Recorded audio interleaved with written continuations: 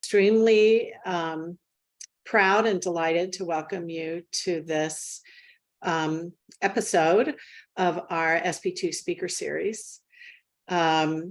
We have been sponsoring this series as a way to have conversations about race, equity, and justice with experts on social policy, social work, social impact. I'm very pleased to welcome Dr. Jisung Park, who's going to be Ben's partner in conversation as soon as he joins us on today's program, Environmental Justice and the Economy, the Impact of Climate Change on Social and Economic Outcomes. And just to let you know that Ben Jealous, who's on his way in, is a professor of the practice at the Annenberg School for Communication at Penn, along with SP2. And he's a distinguished visiting fellow at Penn Carey Law School. Ben is a former national president and CEO of the NAACP, and he was recently named executive director of the Sierra Club. And one of our proudest connections to Ben is his connection to SP2 through his grandmother, who was an SP2 alumna. As we confront the ongoing issues of environmental, racial, social, and economic justice, it's imperative that we explore these topics, and I'm proud that we do this here at SP2. This conversation is an example of our dedication to addressing complex social problems through education, research, and civic engagement. I'm extremely proud to introduce you to my new colleague, Dr. Jisung Park. So Dr. Park is a brand new assistant professor here at SP2, and he has a secondary appointment at the Wharton School. Dr. Park is an environmental and labor economist who is interested broadly in how environmental factors shape economic opportunity.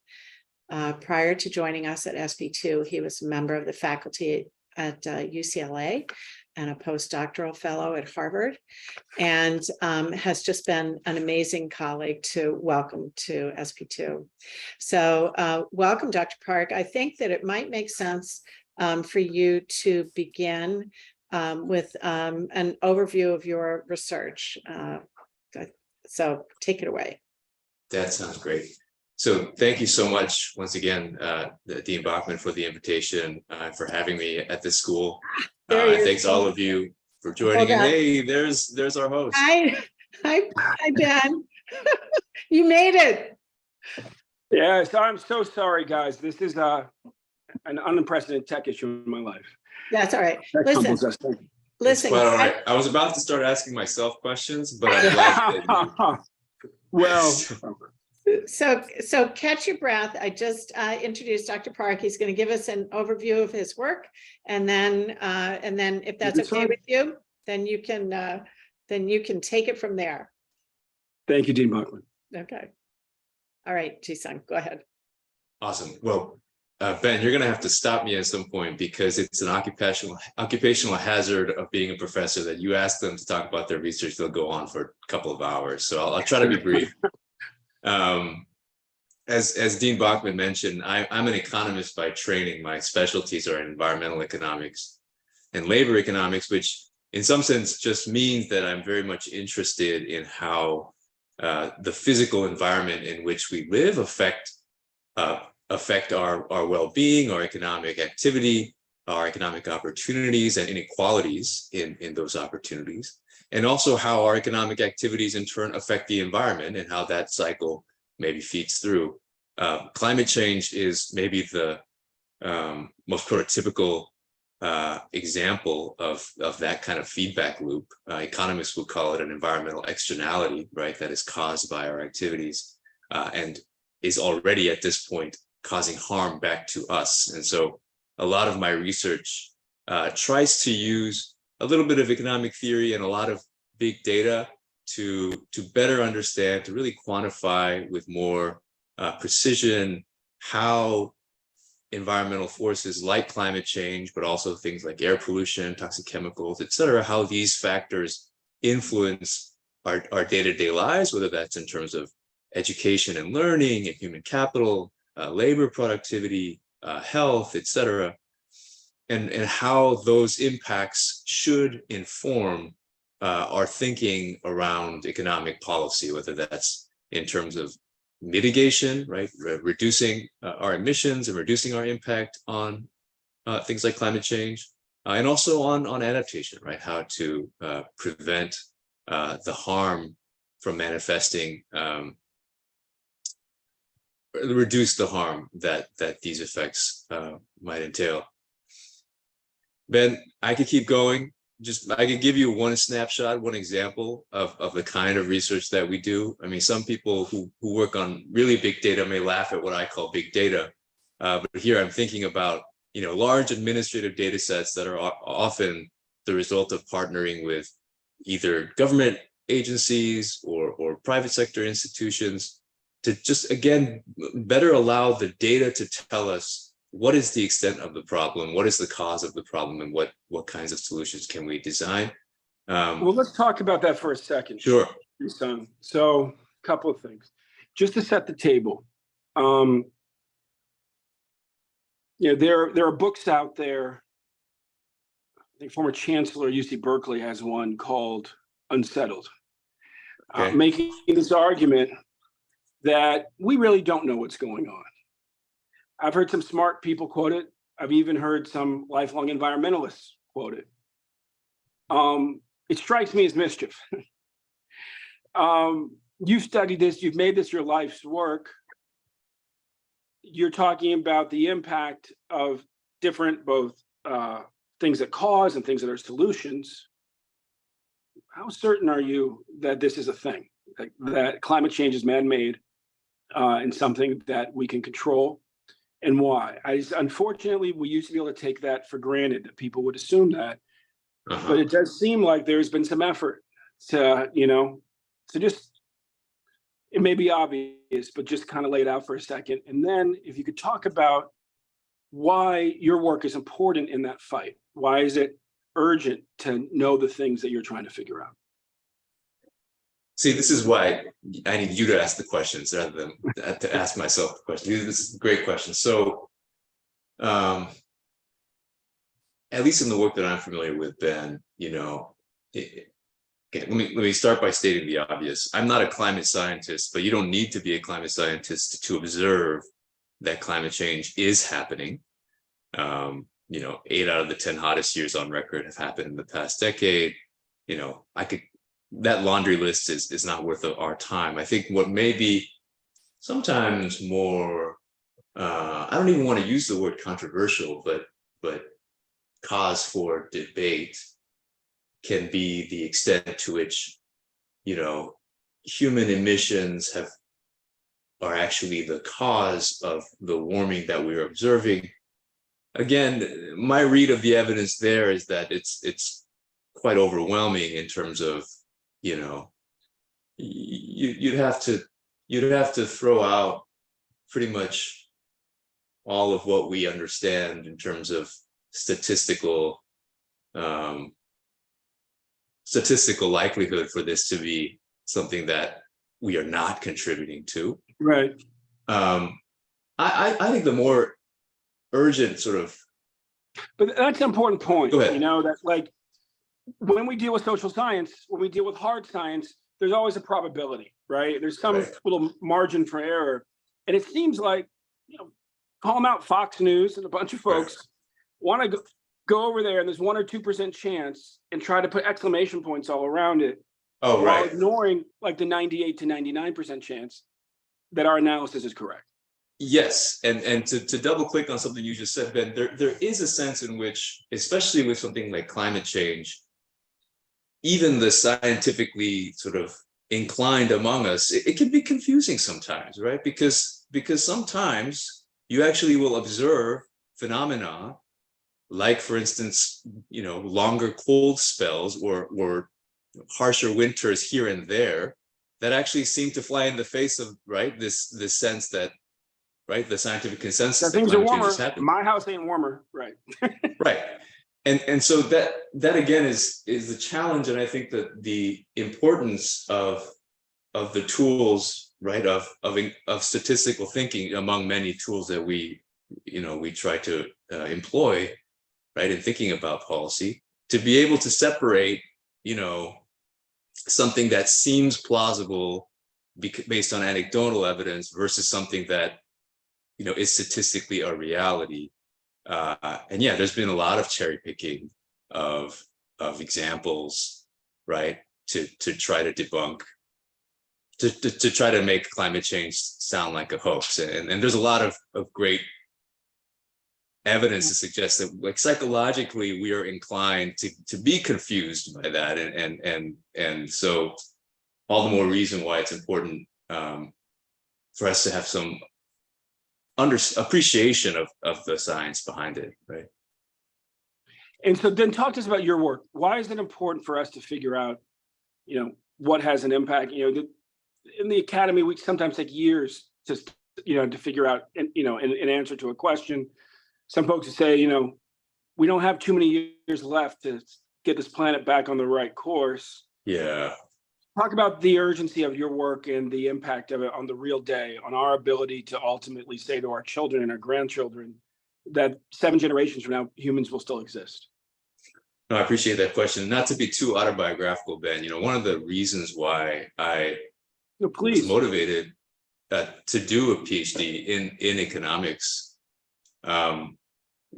was, for better or for worse, I as an undergrad and early on as a master's student, it seemed to me that there was the growing interest in climate change as an issue. At the time, there didn't seem to be as much of a connection between sort of what the climate scientists were saying was such an urgent issue and what, say, the policymakers and the public were understanding as the sort of the link between the changing climate and our day-to-day lives, our economy, our well-being. And I wanted to better understand that link. And this is to your question about, the urgency, because at least at that time, in my impressionable youth, I had the opportunity of I guess taking courses that gave me at least some insight into, or at least a view into this problem that suggested that there was more to it, and that if you could bring more data to the problem, maybe it could become something that is not quite as polarizing and something we could all agree that is actually a priority for society, right? So another way to put it is, I heard a lot of pushback. Climate change, it's an issue. It's an issue that the tree huggers and the environmental extremists are trying to impose on the rest of society. And increasingly, the data suggests that that's just not true. It's an issue that all of us should be concerned about. But as long as we were locked in this battle where it was being framed as, right, a fringe environmental issue, the merits of which are only on the basis of one set of moral values, as opposed to, right, a broader conceptualization of, let's just look at the costs and benefits. Yeah, just the facts on the ground in terms of whether or not investing to mitigate climate change is going to help or hurt society on net. Like, forget about the polar bears for a second. I'm a huge fan of environmental conservation. In fact, I'm a child of the great outdoors. But I just wanted to say, even if we could set aside that piece of climate change and just focus on what it means for humans and our well-being, should we act? And so I wanted to contribute to what has been a very large, exploding literature, particularly within environmental economics, of just trying to put dollar figures to the harm that we are doing to the planet and ultimately to ourselves and our children by letting climate change continue But again, to do it right, to separate my own personal moral values about the issues with simply just the descriptive facts, and to see what the facts tell us about the cost and the benefits. Now, we can get into the weeds, Ben, of course, about how there are limitations to being completely agnostic to moral values when thinking about costs and benefits of climate change. But at least to a first approximation, I wanted to quantify, like, we know there's going to be this much more warming. What is that going to do to GDP? What is that going to do to the number of workers who are hurt on the job? What is that going to do to the number of people who die due to heat stress every year, right? To really quantify that more concretely. So what have you figured out that has shocked you? What have you figured out that we all need to know? What have you figured out that you think, if the whole country could just focus on the facts for a minute, would shift the conversation that we're having about this issue?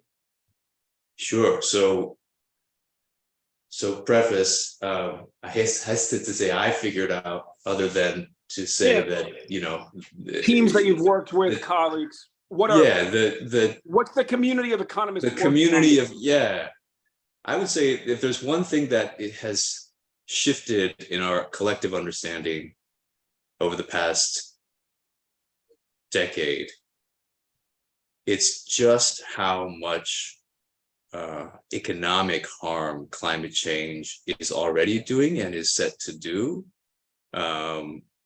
Even if we set aside the, let's call it, you know, catastrophic warming scenarios of 3 degrees, 4 degrees, 5 degrees centigrade, even the 1.5 degree, 2 degree warming scenario, the aggregate costs associated with that just appear to be so much larger than we understood even 10 years ago.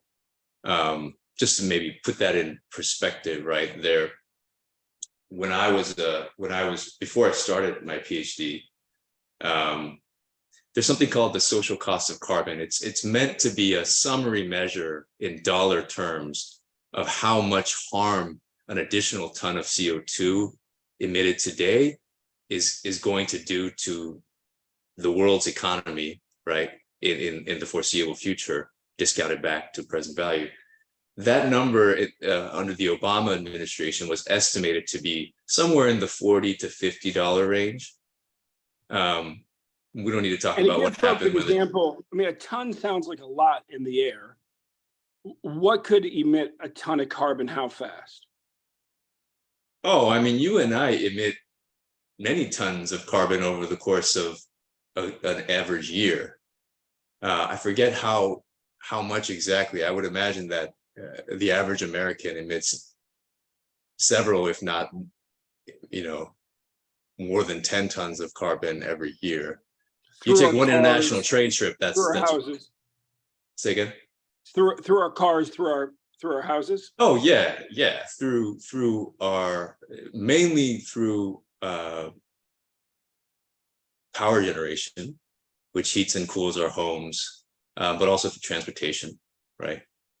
And then there's deforestation and some other factors. But the point I wanted to make here, Ben, is that, so the damage, we thought it was causing somewhere in the $40 to $50 range of damages. Fast forward to last year, the Biden administration, has put out a tentative revision to that social cost of carbon, and that's on the basis of many hundreds of studies that have come out in the last 10 years. The revised estimate is somewhere in the $150 to $200 range. Wow. Right? So that implies then that, with some assumptions, that implies that every year we're emitting carbon globally that is setting in motion economic damages to the tune of $7 trillion a year. 7 trillion. Right. Meanwhile, Right. we're so excited about the Inflation Reduction Act and all the monies, and that might be $2 trillion with, you throw in the infrastructure bill, maybe 3 with the loan fund, right? And we think it's huge that we're doing all this to help accelerate saving the planet, and we're doing $7 trillion in damage.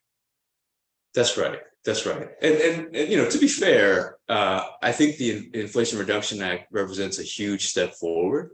But it's sort of like paying for a really expensive house. It's just a down payment on a multi-decade mortgage that we're going to have to pay in terms of climate policy. It's a big step forward, but it's certainly not going to be enough to get us to a point where we're stabilizing the climate, at least in my opinion. What do we need to do based on what you and other economists are figuring out? That's a big question, Ben. So let's take a step back. I like to think of responding to climate change along two dimensions. One is what we call mitigation, so slowing down the warming, reducing the amount of emissions, and that sometimes goes under the heading of the clean energy transition, right?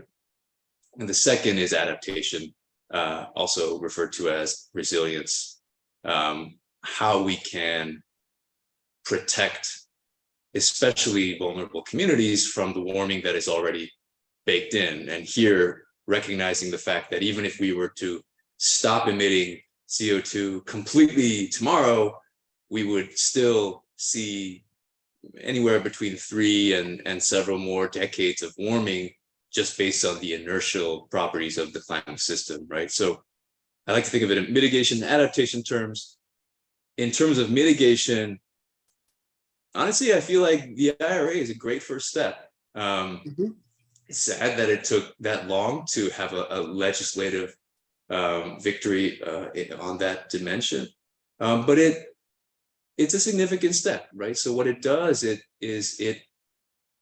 mobilizes government resources and coordination so that all of the market activities that we engage in every day are shifted in directions that make them less carbon intensive, right? So just to give you an example, my wife and I, if and when we decide to get a new car, electric vehicles, thanks in part to the subsidies that are in the IRA, are going to be much more cost competitive than they used to be.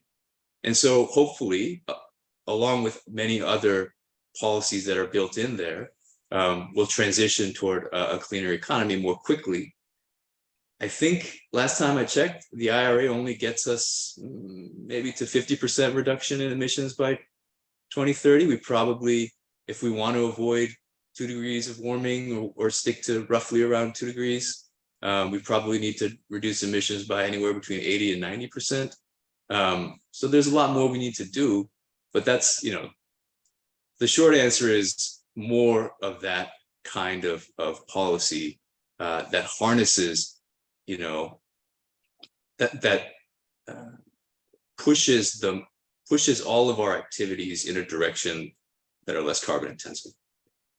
So someone on this call is sitting around the dinner table at a dinner party with their favorite diehard capitalist who makes their money the old-fashioned way. The old-fashioned way in America is to treat everything as disposable, right? Our forests, our streams, our air, our people. Right. What should they say to them about what Dr. Park has figured out? I was just listening to my favorite green economist the other day over at Penn, and this is what you're not hearing that you need to understand. I say that because, business people who don't pay attention keep being humbled. I was with Al Gore a couple of weeks ago on his farm, getting a whole tour on regenerative farming, right? All the things we can do. And I was reminded by one of the staff of the Sierra Club that the way that Sierra Club came to really prioritize the climate fight was a funny thing that happened with Hurricane Katrina. Al Gore was supposed to be in New Orleans addressing a bunch of insurance executives, explaining to them how global warming, climate change was going to bankrupt them. Right. And Hurricane Katrina hit, and the insurance execs couldn't meet, and Al Gore couldn't give the speech. So he was passing through San Francisco, and the Sierra Club said, well, why don't you stop by our meeting? Right. And he talked to us, and Sierra Club turned on a dime and put a lot more effort. And we've just run We've shut down more than 250 coal-fired power plants since that time. And, it's the most impactful anti-climate change campaign any green group has run in this country. And we're doing more, but it was a little bit of kismet, because if you've been talking to the insurance execs, we may have just kept on just doing what we have been doing. I see. So like, what does it take to wake up Wall Street? Like, That's a great conversation. What's the conversation that folks need to be having about the research that you're reviewing and generating? Well, so part of this could be my Pollyannish optimism, but I actually think, Ben, that Wall Street is beginning to hear this, and in part, I think it is a function of all of the great work that folks like you at Sierra Club and the Greta Thunbergs of the world have done to raise the social profile of climate change as an issue, so that their shareholders have sort of called in and said, hey, what are you doing about this issue in ways that were not the case before? But I think more importantly, you're already seeing the effects. The effects are beginning to show up in terms of the bottom line. And, businesses respond to that, unfortunately. And the reason why this has been such an issue that has been so slow is because, at least the way I understand how well-functioning public policy should work, is in cases like climate change, where there's obviously a market failure, policymakers need to step in and give businesses guidance as to what they need to be focusing on in a way that actually hurts the bottom line. If it doesn't hurt the bottom line, and it relies on the goodness of their hearts, right, to make progress, you're going to see some progress, but it'll only be at the margins. At least that's my understanding of how capitalism works. And right, so you need the rules of the system to be set in such a way that it is more profitable, right, to invest in the green technology, to stop the disposable, right, old-fashioned way, right, of creating things, of producing things and consuming things. And that has to come from a coordinated policy effort. It cannot rely solely on ESG, green sort of marketing, et cetera. I mean, that takes us, I think that helps us nudge the conversation, but it has to come from both the carrot and the stick that is wielded by the policymaker, and that ultimately has to come through a democratic process, right? And unfortunately, in the U.S., that democratic process, we don't have to get into those weeds necessarily today, but has been stymied by many structural factors, in my opinion, which is why I was so excited to see the IRA pass kind of under the radar last summer, given how big of a step it is and how much it has already. I mean, I hear it already in the conversations, at least that I'm privy to, whether that's on Wall Street or what have you. There's a rush to say, oh man, the train is leaving. We need to get on the train. And to me, that just speaks to the overwhelming power of well-designed policy. But ultimately, that policy there's no appetite for that policy unless there is sort of a groundswell of support among the everyday Americans, right? You said something kind of wild, right? Like, we're celebrating being on path to 50 to 90%. But if we want to avoid 2 degrees, it's got to be we're on path to be at 50%. But if we want to avoid 2 degrees, it got to be like 80 to 90%. Yeah. What are the inputs in the equation? The green inputs in the equations you would like to see that could shift us, do the most kind of 80-20 it for us, the things that could have the biggest impact to drive us from 50 towards 90 in the next decade. Man, great question. How much time do we have? Give us your top 3. Top 3. Okay. we need to have a coordinated price on carbon. We need to have a strong price on carbon, whether that comes in the form of a carbon tax and dividend or a cap and trade system or something else. I think the market responds to signals, and that is the strongest signal that can be sent, in my opinion, in terms of the seriousness of climate change, right? A carbon price of $200 a ton immediately unlocks all kinds of clean energy technologies and makes them more profitable, makes them more profitable than coal and gas and oil.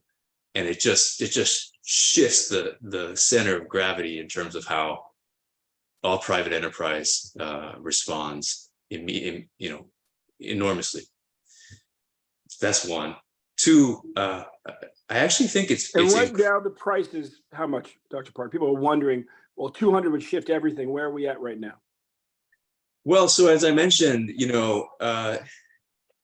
this has been an ongoing effort to try to get a better sense of what the true social cost of carbon is. And my work has tried to inform that. And at least according to the latest update of the EPA's internal social cost of carbon, we're looking at around $190 a ton. That's today.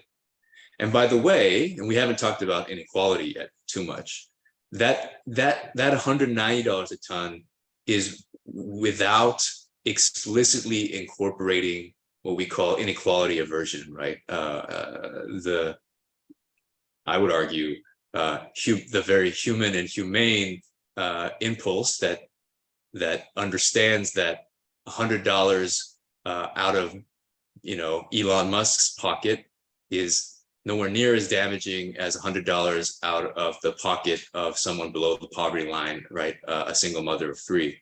If you incorporate that kind of inequality aversion into the calculation of the social cost of carbon, who knows how much larger it is.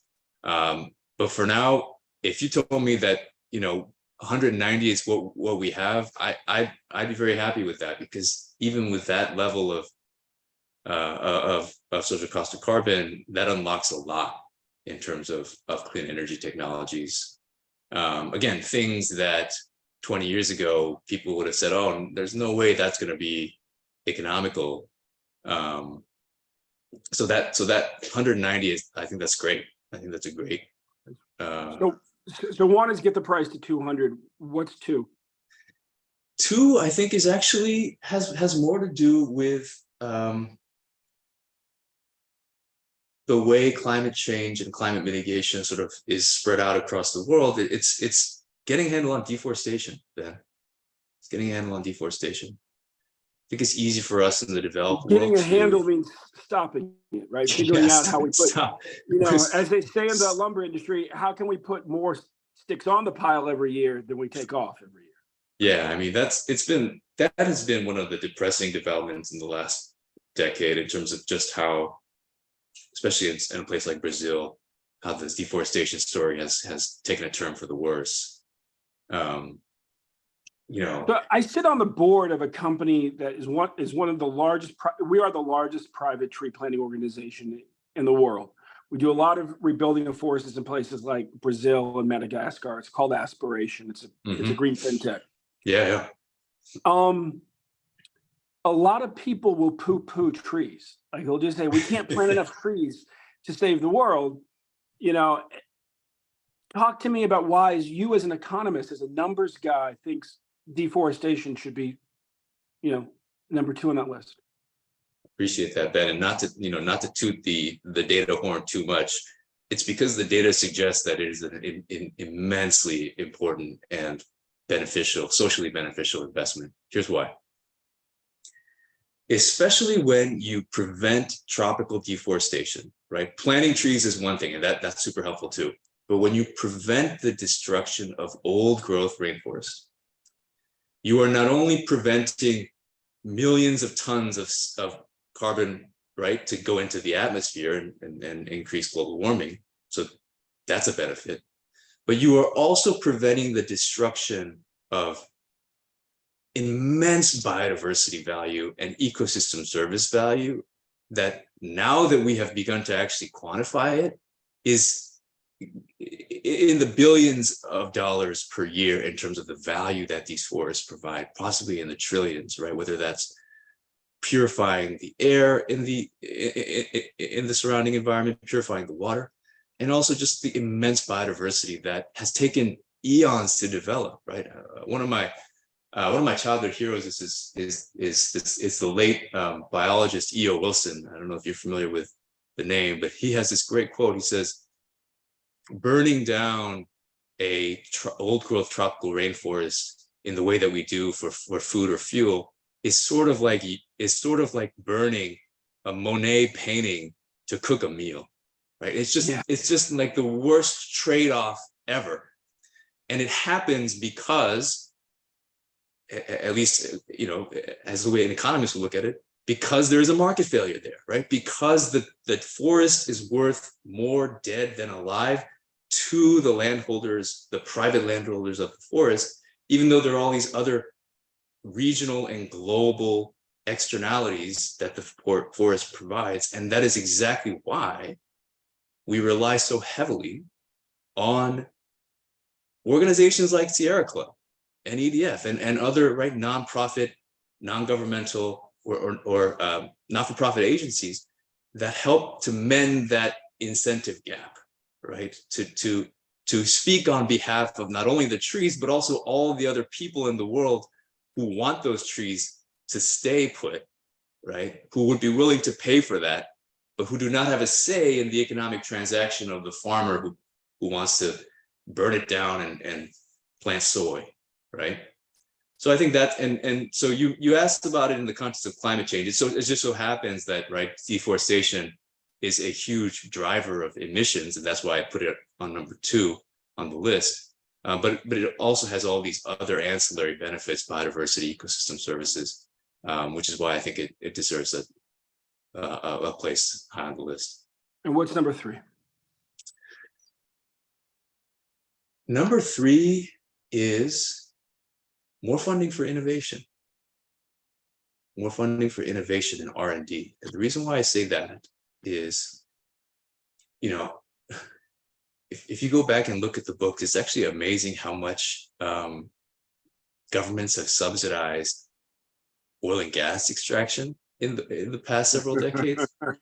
And still are. That was one of the compromises in the IRA. Yeah. Right. The economics, whether or not there's an economic justification for that, difficult to say, but there is an absolutely unequivocal economic justification for subsidizing and incentivizing R&D, especially in the context of cleaner energy. And that's just something that the market's not going to provide in a sufficient quantity on its own. Just to give you an example, right? The cost of solar has dropped at least 80% in the last decade. At least according to the data that I'm familiar with, a good chunk of that is thanks to the R&D subsidization that implicitly happened when, right, Germany decided to incentivize solar at a massive scale, right? The learning by doing that has to occur over time in order for these technologies to not only be engineering feasible, but economically, right, cost effective. And so I think that's going to be an important piece of the puzzle if we're going to transition to a clean energy economy. You know, one of the coolest things about the IRA that I heard in the last week was that the Korean solar panel manufacturer is moving to Georgia to set up a massive factory to meet the demand that they anticipate the IRA will generate. You know, and then it's up in a state in the Northeast with activists and business leaders who are focused on creating incentives and slashing red tape to get basically every business, every parking garage, every corporate headquarters, every big box store, every warehouse to put solar on the roofs. You know, and so I share your optimism. It is, I think we have to remember that, like, basically every generation in the 20th century faced some sort of catastrophic crisis, and we managed to avert it, right? Right. And that's Right. part of what makes this country great. It's part of what makes us, believe in. You can look back and say the Cuban Missile Crisis or whatever, right? Like almost happened, but we averted it. In the last 6 months of digging into numbers around this crisis, what's like a ray of hope that popped up for you? A rare hope in the context of the climate situation. Well, there's, again, maybe this is just my disposition, Ben, because the rays of hope are more than rare. There are many reasons for hope, in my opinion. And again, I don't mean to downplay the gravity of the impacts, and the disproportionality of many of the impacts. In fact, that's been a big theme of my research, is to try to understand, right, why it may be that even if, say, for the world as a whole, keeping things to 2 degrees, 2.5 degrees doesn't mean the end of civilization, that for many of the most vulnerable populations in the world, not only in the global south, but closer to home as well, right? In terms of low income communities in the US or other developed economies, Korea, Germany. So I don't mean to downplay just how serious climate change will be, how much worse things will get over the next few decades before they, I imagine, will get better. But, I think we often forget that just 5 to 10 years ago, the IPCC had us on pace to, warm by 4 degrees, right? We've done enough over the last decade so that warming trajectory has come down significantly. Now we're expecting, 2 to 2.5 degrees. That's still a lot of warming, but that's progress. And so maybe I'll answer the question in a cheeky way to say that the hope that I have is that we can inject more, not blind faith, but informed optimism about the issue, especially since, for better or for worse, we've developed a way of talking about climate change that makes it almost, we even use the term climate crisis instead of climate change anymore. And I think that served a purpose. But I actually wonder if it's time for us to maybe reframe and sort of dig in for the longer haul, which will require more sustained optimism. And so the mindset shift that I'm beginning to see among people who work on this issue is, okay, let's stop thinking of it as, the sky is falling tomorrow. Let's start hunkering down for the long haul. Let's be realistic about the sacrifices we will need to make, but have optimism about the fact that we will get there. And I am very optimistic that climate change will not lead to civilizational collapse. It will most likely lead to a lot of pain and death and suffering for many, many individuals, especially, those at the lower end of the income and skills distribution. But that just speaks to the magnitude of the challenges that we have in front of us in terms of not only mitigating, but also adapting to those impacts. But those are things we can figure out how to do. And those are more local issues. They're not as outside of our, we're not as helpless when it comes to local adaptation as we are when it comes to the global score of, climate mitigation. Does that make sense? It makes a lot of sense. And that's a hopeful note to end on a topic that gives people, a lot of indigestion, aggravates their ulcers, keeps them up at night. I really want to thank you for taking time just to talk to all of us about, what your discipline of diving into the data, has told you about the fate of a world and why it ultimately reaffirms your great sense of hope and optimism that you exude. I I'm starting officially the Sierra Club in 2 weeks. I've now met with 12 of the chapters, listening across the country. People need that sense of optimism. Yeah. My grandma graduated from SP2 in 1953. She would go on to be a great anti-poverty crusader down in Maryland. And, she said something to me, Sally's heard this before, but she said, it's true, pessimists are right more often, but optimists win more often. I like that. Pessimists are right about like a lot of little things, but optimists are ultimately right about the one big thing, which is winning that battle. Yes. More often. She said, and in this life, you have to pick what's most important to you. She said, as for me, I'll take winning. And when it comes to saving the planet, plan A is the only plan. We have to win. What you're doing to help make the case to capitalists about why they need to change is so important. Like, that you exist, that you do what you do gives me hope. We are at a point where we must create a fulcrum. We must create a tipping point. Our country has 400 years. The world has thousands of years of empires like ours. We are an empire, if we're honest. We're not just a country. We are an empire, even eternally. I go to ask any Native American tribe.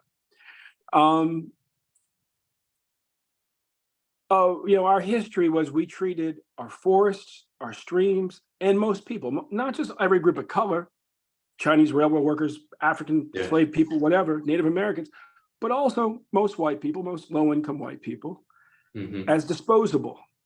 And then when the men who became the barons of the day off those bad habits, we called self-made, even though they made it by destroying everything that God gave us here, including, in many instances, our neighbors. Well, I think you and I can both agree that we can see a horizon where it's possible that we could have an economy that will finally create more jobs in industries that help save the planet than industries that help destroy the planet. Absolutely. And you are an important voice in that. And I just thank you for it. The work you're doing here is important. I want to bring on Dr. Bourgeois to help close this out. But I also want to say to just everybody who's listening, I hope that what you'll take away from this is that you heard a brilliant economist, Dr. Park, here at Penn, tell you there's ultimately reason to have hope. Our pace of progress is accelerating on this issue. There's more we can do. And business is starting to figure out that all the incentives are aligned. I was talking to somebody who advises the Koch brothers, who I've tangled with many times, and are also among our nation's most trend-setting investors. The most hopeful thing I heard when it came to Wall Street and climate this week was that the Koch brothers have decided that investing in renewables might be the biggest opportunity they've ever had. That's great. Hey, there you go. Yeah. So thank you for helping to make that case. You and the army of economists that you work with, sir. No, thank you for this opportunity, Ben. It's been a pleasure and an honor. Well, thank you. And to everybody in Zoom, I apologize. I've been prompt for years on these. Today I had an unprecedented thing. I did this from my phone, so I want to apologize to the team if there were questions they want me to ask I didn't ask. But I hope we all agree this is a great conversation. Park and Dr. Park, it is so much fun. I look forward to having more conversations with you. I learned a lot today. With that, I'll bring on our Associate Dean for Inclusion, Dr. Jerry Bourgeois. Great. Thank you, Ben and Jisung, for this incredibly informative, inspiring, and I must add, optimistic conversations. As the Associate Dean for Inclusion at SP2, I want to emphasize that conversations like this one are vital to our school's mission. This is a prime example of the kind of necessary dialogue we want to continue in our community. SP2 remains steadfast in its commitment to anti-racism, anti-oppression, intersectionality, inclusion, diversity, and social justice within our 5-degree programs and throughout our interactions with colleagues, students, alumni, and external partners. We invite you to learn more about the work we're doing by visiting our inclusion page, and the link is in the chat. And I also want to thank everyone who joined us today, and we're excited about the recent publication of Ben's new book, Never Forget Our People, We're Always Free, A Parable of American Healing, that is now available, and we'll include a link for that book also in the chat. So thank you everyone again for joining us today, and hope you stay well. Thank you. Thanks, everyone. Thank you. Thanks, Dan. Thanks, Jisung. Thanks, Thanks, Jerry. everybody. Thank Thanks, you. everybody. Have a great day. Bye-bye. Thank you, Sally. Bye.